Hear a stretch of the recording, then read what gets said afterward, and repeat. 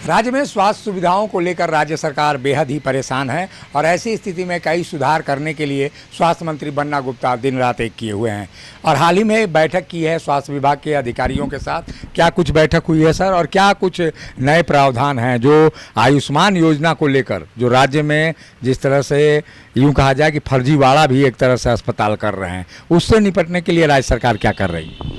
देखिए, सबसे पहली बात तो मैं आपका एक शब्द का थोड़ा सा सुधार करना चाहता हूँ कि राज्य सरकार बेहद परेशान है। हम बेहद परेशान नहीं हैं, हम राज्य की जनता के बेहतर स्वास्थ्य की दिशा और दशा मजबूत हो, इसके लिए लगातार हम प्रयासरत थे, हैं और रहेंगे। और इसके लिए कल भी हमने हमारे प्रधान सचिव अजय सिंह जी के साथ, एनएचएम डायरेक्टर साहब के साथ, रिम्स डायरेक्टर साहब के साथ और भी कई स्वास्थ्य विभाग के बड़े पदाधिकारियों के साथ करीबन 4 घंटे हमने बहुत गंभीरतापूर्वक उस पर चिंतन मनन किया है। और हमारा ये अभी कुछ इसमें नए इनोवेशन करने पर भी हम विचार कर रहे हैं कि आखिर आयुष्मान का लाभ, मुख्यमंत्री गंभीर योजना का लाभ हम कैसे आम आदमी तक सरल तरीके से, सहज तरीके से पहुंचा पाएँ। और आज हमारी सरकार ने इसको 5 लाख से 15 लाख तक कर दिया है। तो हम चाहते हैं कि जो अंतिम पायदान पे खड़ा व्यक्ति है, जो इस सरकार के रचनाकार हैं, जिसने इस सरकार को चुना है और इस सरकार ने इस वचनबद्धता के साथ शपथ लिया है कि ये सरकार जनता के लिए, जनता के द्वारा शासन सुनिश्चित करेगी, तो निश्चित तौर पर ये हमारा धर्म और फर्ज है कि हम अंतिम पायदान पे खड़े व्यक्ति की अभिव्यक्ति, उसके जीवन स्तर में सुधार के लिए काम करें। इसलिए बहुत नए इनोवेशन कर रहे हैं। अभी हम लोगों ने 175 बाइक एम्बुलेंस भी लाया है, चूँकि आप जानते हैं कि जल जंगल ज़मीन पर आधारित है झारखंड। तो हम बहुत सुदूर ऐसे गांव हैं जो बहुत ही पगडंडी पर आधारित है, क्योंकि वहाँ की जो भौगोलिक दिशा दशा है, वहाँ पर सड़कें नहीं बनाई जा सकती हैं, या बहुत कालांतर में भविष्य में कभी उस तरह की बात होगी तो देखा जाएगा। तो लेकिन तत्काल में हम लोगों ने बहुत इनोवेशन किए। अभी हमारे मन में ये है कि कल इंडियन मेडिकल एसोसिएशन के भी लोग आए थे और उनके साथ भी हमारी बातचीत हुई थी और उन्होंने कुछ बातों को हमारे समकक्ष लाया है कि इंडियन मेडिकल एसोसिएशन के लोग भी और हम लोग भी इस बात से चिंतित हैं कि जो कलकत्ता में जो घटना घटी, हृदय विदारक घटना है, उसकी पुनरावृत्ति देश के किसी राज्य में नहीं हो। और इसके लिए हमको किस तरीके से फिर अपने पूरे स्ट्रक्चर को रीऑर्गेनाइज करना है, उसके लिए हम लोगों ने प्रयास किए हैं। और उसमें हम लोगों ने एक हाई प्रोफाइल कमेटी बनाई है।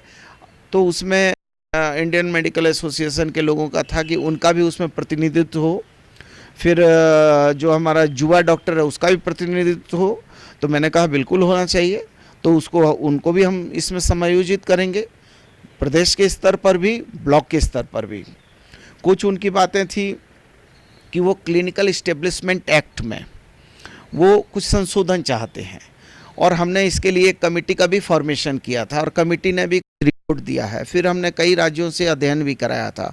तो हम भी चाहते हैं कि क्लिनिकल इस्टेब्लिशमेंट एक्ट में संशोधन होना चाहिए, जो कल भी हमने उस मीटिंग में सारी बातों को अपने अधिकारियों को। आयुष्मान योजना को लेकर जो कहा जाता है, अस्पताल बड़े पैमाने पर मरीज हैं, इससे परेशान हो रहे हैं। राज्य सरकार और केंद्र सरकार तो योजना दे रही है, लेकिन इसका लाभ समुचित सही व्यक्ति को मिलेगी, क्या हो रहा है? नहीं, निश्चित तौर पर देखिए, इसमें कुछ फेरबदल भी करने की आवश्यकता है।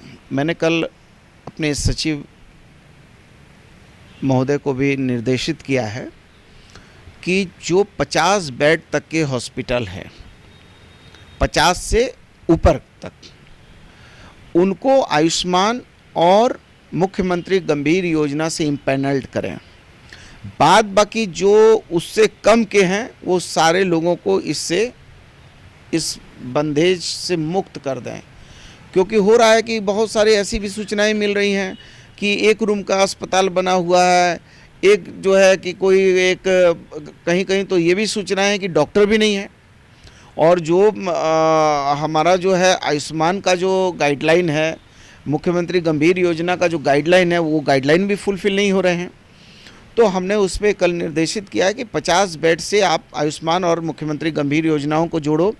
और जो अस्पतालों का लगातार हमको ये शिकायतें मिल रही हैं कि वो अस्पताल, यदि हमने आयुष्मान कार्ड भी बना दिया, मुख्यमंत्री गंभीर योजना में भी जोड़ दिया, और इसके बाद भी यदि वो मरीजों से पैसे मांग रहे हैं, तो उनको जो है तुरंत उन पर जो है, जो हमारा नियम कहता है कि उनको पेनल्टी उनके ऊपर करना है, और ज़रूरत पड़े तो उनको जो है उस इन पैनल से हटा भी देना है। तो हमने कहा वो भी आप कार्रवाई चालू करो, क्योंकि हम कहीं से इस पक्ष में नहीं हैं कि आम आदमी का पैसा, आप जैसे आपको याद होगा कि हमारी नेता आदरणीय सोनिया गांधी जी ने फूड सिक्योरिटी एक्ट लाया था, और उन्होंने इस आशा और विश्वास के साथ उस एक्ट को लाया कि इसका कोई गरीब भूखा ना हो, भूख से मरे नहीं।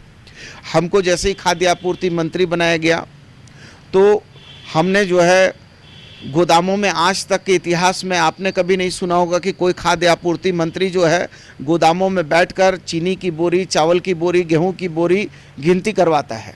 लेकिन मैंने करवाया।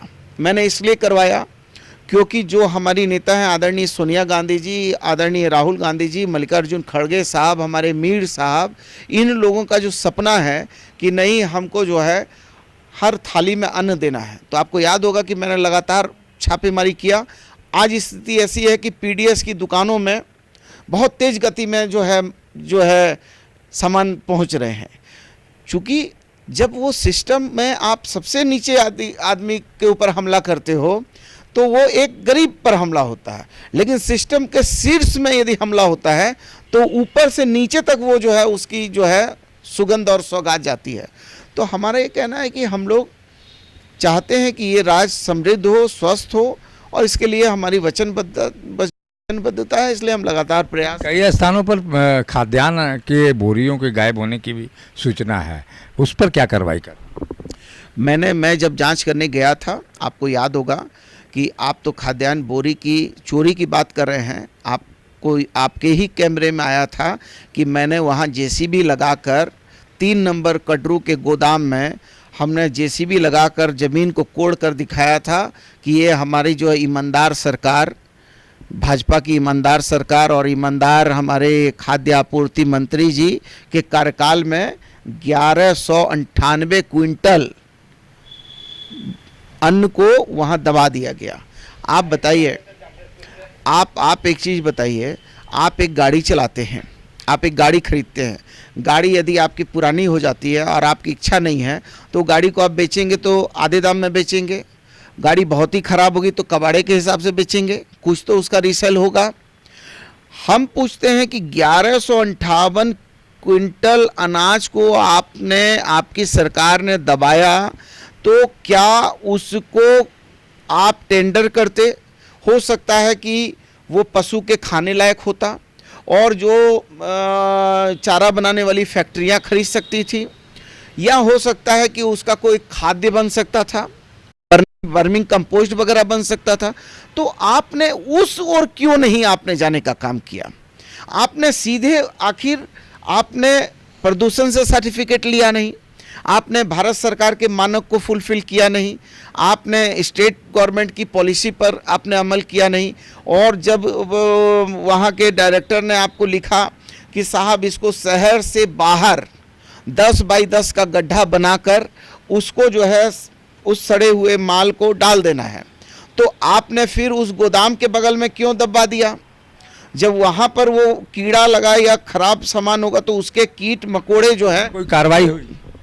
वही तो मैं कह रहा हूँ कि उस पर जो है जांच रिपोर्ट आई थी, तो हमारे अधिकारी भी तो कुछ वैसे ही हैं, उन्होंने घोर मट्ठा करने का प्रयास किया। मैंने दोबारा उस पर कुछ नियमों का हवाला देकर और कृत कार्रवाई से अवगत कराने के लिए एक कड़ा आदेश निर्गत किया। मिनी लंदन मैक्लुस्कीगंज प्रकृति की गोद में बसा ड्रीम डेस्टिनेशन आपका कर रहा है इंतजार। आइए अपने यादगार लम्हों को बिताइए ड्रीम डेस्टिनेशन में। राजधानी रांची से महज 50 किलोमीटर दूर आपका अपना ड्रीम डेस्टिनेशन। जब टूटती है आस, जब थकती है सांस, जब रूठते हैं अपने, मुंह मोड़ता है जमाना, जब अंगड़ाई लेता है संकल्प, फिर बनती है कहानी, बनते हैं अनमिट निशान। देखिए मेरे साथ संघर्ष की दास्तां।